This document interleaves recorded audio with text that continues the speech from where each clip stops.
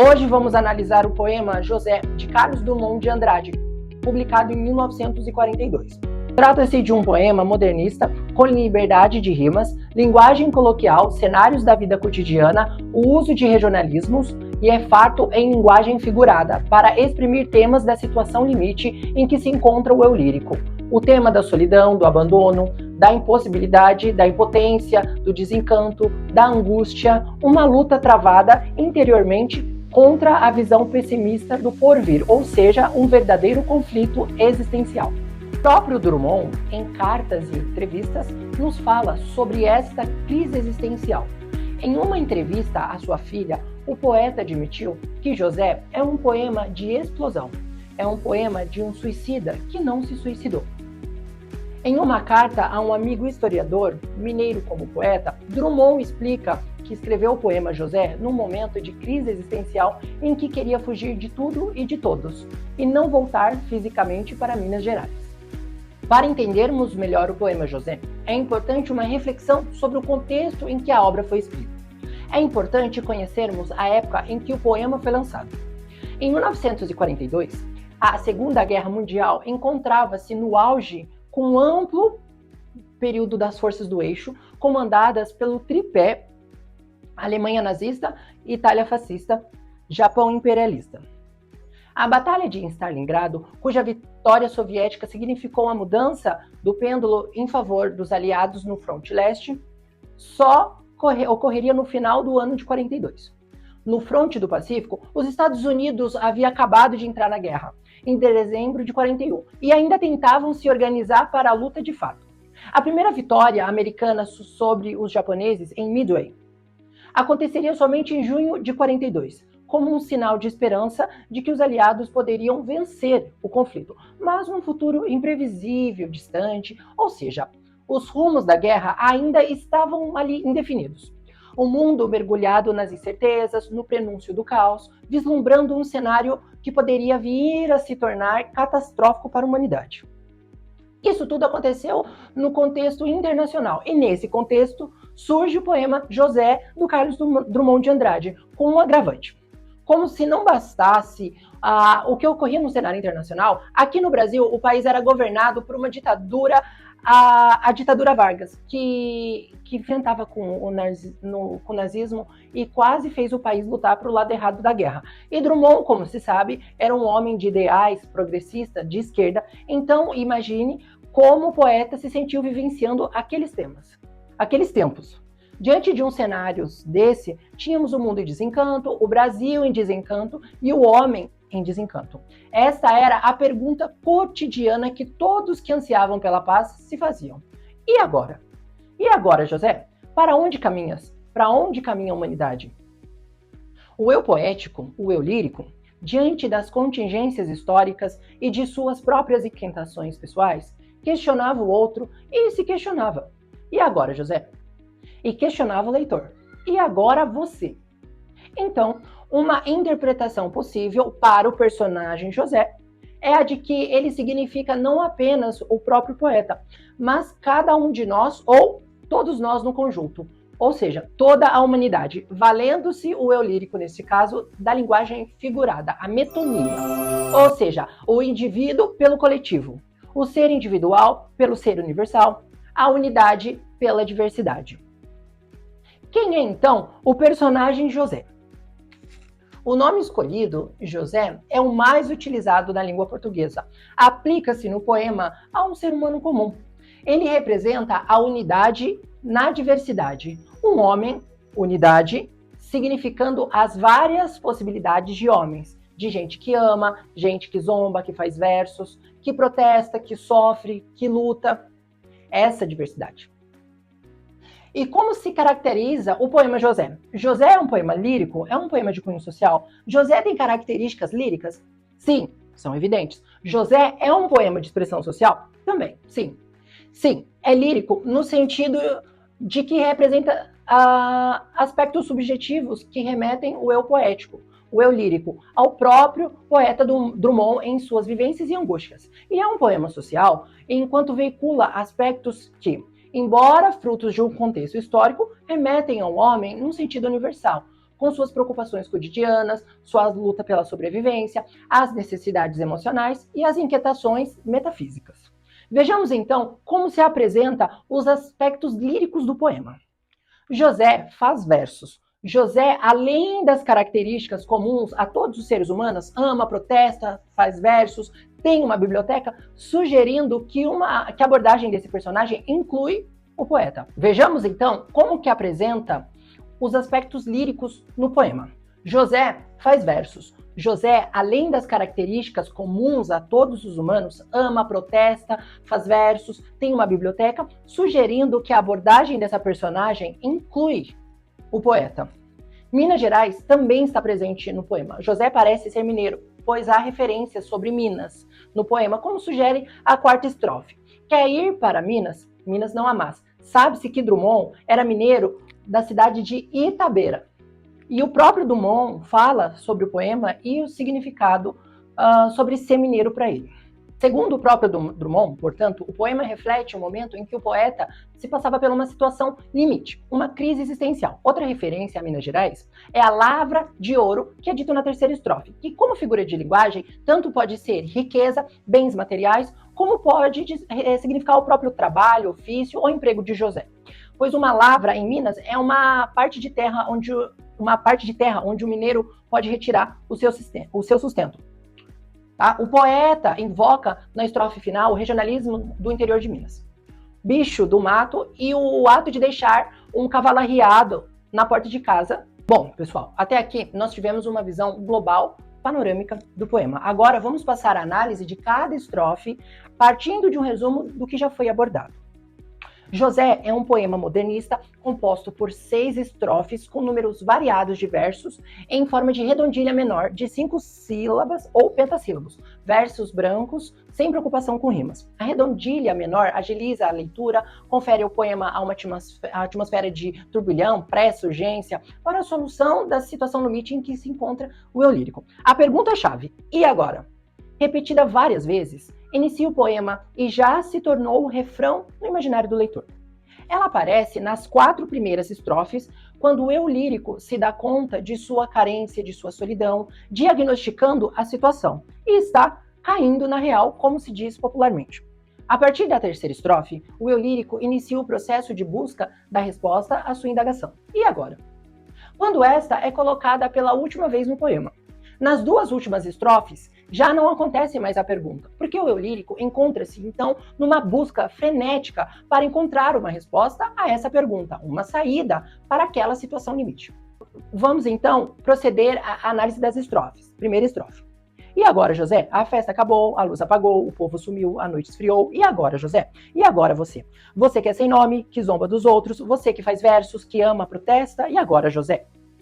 Na primeira estrofe, o poeta inicia o questionamento e agora, José? Expondo a ausência de referenciais habituais da existência humana e define José como um homem comum, que se encontra sem alento, sem visão, nas trevas, no fim da solidão. O verso "A festa acabou", ou seja, a fase feliz, as alegrias se foram, a luz apagou. Quer dizer, José se encontra nas trevas, não consegue vislumbrar perspectivas do futuro. O povo sumiu. José amarga o abandono da solidão. A noite esfriou. Quer dizer, a tristeza é tanta que sugere sofrimento físico. Vejam que os versos em redondilha menor permite ao leitor que faça várias leituras do tom da poesia.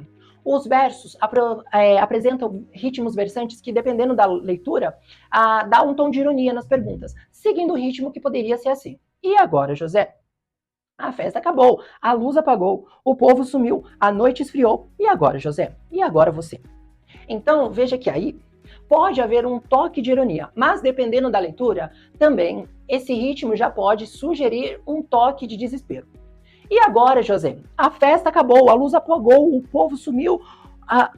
E agora, José? E agora você? Então veja que existe essa possibilidade do leitor participar da elaboração do poema. Inclusive quando o lírico pergunta, e agora você? Sugerindo uma questão ao próprio leitor.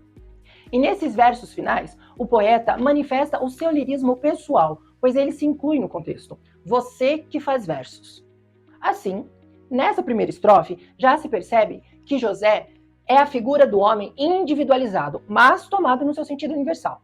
Então, ele significa não apenas o próprio poeta, mas cada um de nós, ou todos nós em conjunto, ou seja, toda a humanidade, valendo-se o eu lírico, nesse caso, da linguagem figurada, a metonímia, a parte tomada pelo todo. Traduzida aqui na ideia de que o indivíduo no coletivo, no ser individual pelo ser universal, a unidade pela diversidade. José é um homem comum, não tem nome, então ele se aplica a qualquer um, a qualquer ser. Segunda estrofe. Está sem mulher, está sem discurso, está sem carinho, já não pode beber, já não pode fumar, cuspir já não pode. A noite esfriou, o dia não veio, o bonde não veio, o riso não veio a utopia, e tudo acabou, e tudo fugiu, e tudo mofou. E agora, José? Nessa estrofe, o poeta utiliza o recurso da repetição enfática de termos e expressões, manifestando sentimentos que denotam exclusão, negação, decepção, derrota, pessimismo. A estrofe inteira é dominada pela sensação de perda, com a repetição da preposição sem, que é uma partícula excludente, e do advérbio de negação, não. Nos 3 primeiros versos, com a repetição do verbo estar, que transmite a ideia de estado, e a repetição da preposição sem, José encontra-se em um estado de exclusão, impedido de satisfazer suas necessidades psicoemocionais. Sem mulher, sem discurso, sem carinho. Nos próximos 3 versos, surgem verbos de ação. Porém, eles estão no infinitivo, na forma estática, não flexionada, onde o uso da expressão impeditiva não pode reforça aquilo que é negado. Exercer a função denotativa desses verbos, que traduzem prazeres, vícios, necessidades físicas, fisiológicas, de beber, fumar, cuspir. Os próximos versos manifestam decepção e pessimismo. A noite esfriou, o dia não veio, o bonde não veio, o riso não veio a utopia. O verso, o bonde não veio, localiza José num cenário cosmopolita urbano. Para o eu lírico, a noite, a escuridão, as trevas, estendeu-se. E, por consequente, tudo mais se espalhou. Há uma ruptura nos pilares cotidianos da existência. O despertar do novo dia, de um novo tempo, o riso, a tão sonhada felicidade, a utopia, quer dizer, o sonho, o desejo de uma sociedade justa e igualitária. E aqui o poeta remete sua inspiração ao ideal da sociedade utópica, lembrando sempre que Drummond idealizava uma esquerda utópica. Nessa estrofe, o poeta repete o verso. A noite esfriou. É o único verso repetido, além do principal, e agora José. O que confere o principal da ideia. Ou melhor, reforça o significado da iminente área de trevas para o eu lírico. Os próximos versos sugerem a derrota, o desencanto. E tudo acabou, e tudo fugiu, e tudo mofou, e agora José?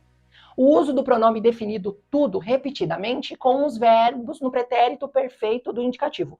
Ou seja, com ação finalizada, reforça a ação de derrota do eu lírico das fatalidades que lhe apresenta a existência. Terceira estrofe.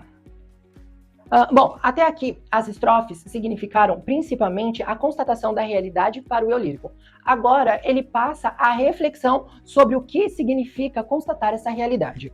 E agora, José, sua doce palavra, seu instante de febre, sua biblioteca, sua lavra de ouro, seu terno de vidro, sua incoerência, seu ódio. E agora? A terceira estrofe é basicamente constituída sem verbos.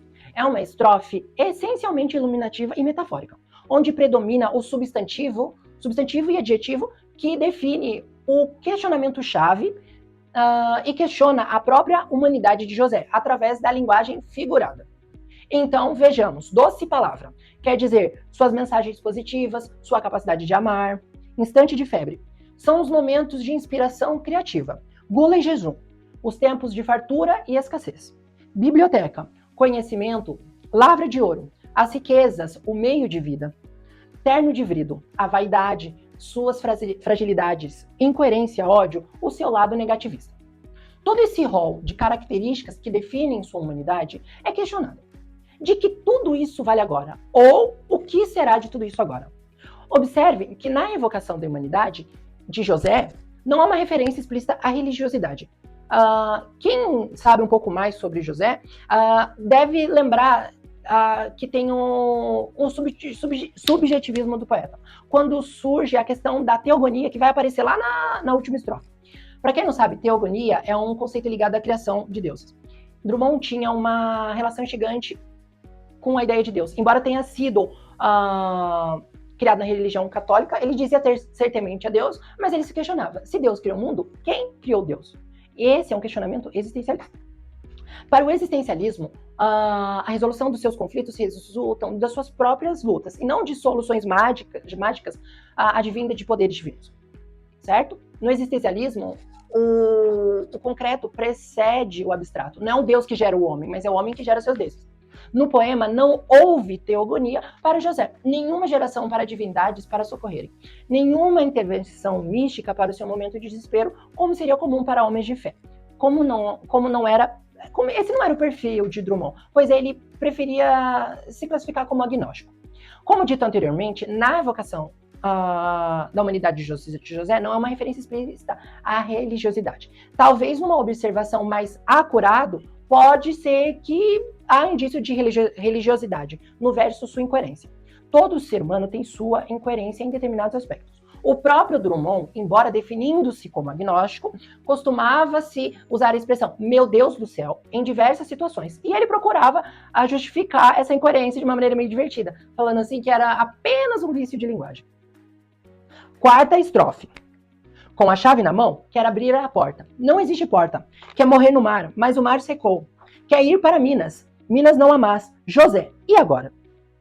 Até aqui, o eu lírico passou pela fase da constatação, depois da reflexão, e agora ele passa para a fase de busca para a solução, manifestada pelo verbo querer, exprimindo o desejo de José. Quer achar uma saída. Quer achar uma saída. Vale como saída até morrer.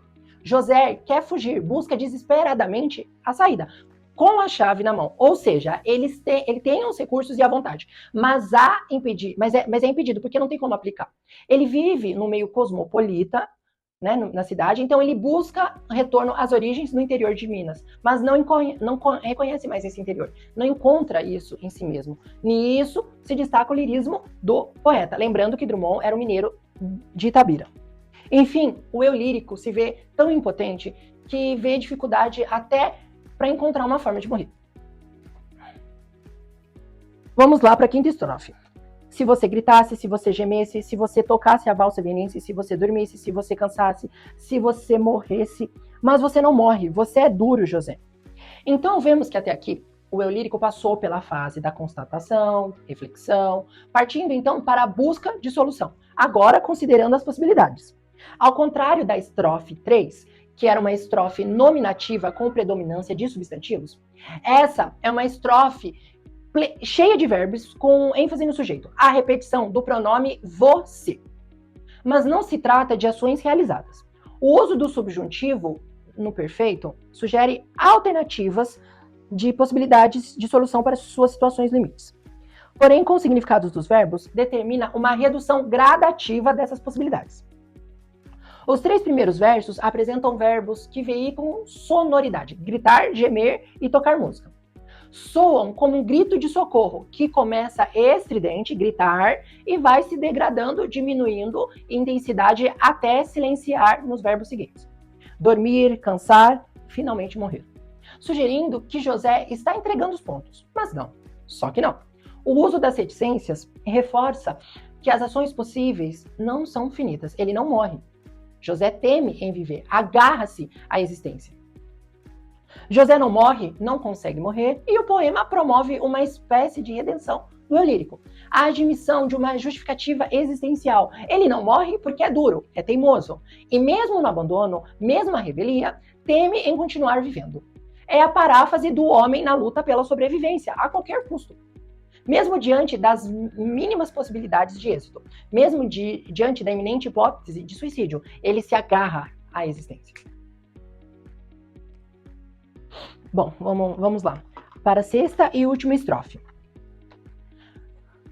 Após passar pela fase de constatação, reflexão, busca de solução, possibilidades, o eu lírico chega a uma fase de decisão de resposta à sua indagação. E agora? Então vejamos. Sozinho no escuro, qual bicho do mato, sem teogonia, sem parede nua para se encostar, sem cavalo preto que fuja a galope, você marcha, José.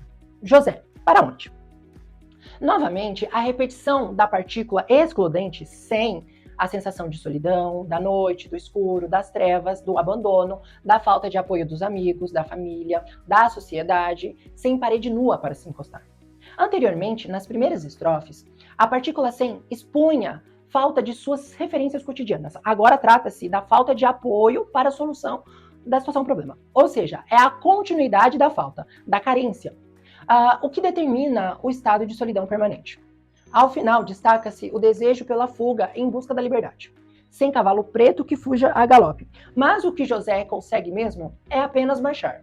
A marcha, em vez do galope, é uma solução alternativa, uma forma de entrega, de conformismo diante das dificuldades da existência. De repente, da impossibilidade do galope, ele se conforma em marchar. É o caminhar automatizado, remetendo aos mecanismos da vida em sociedade.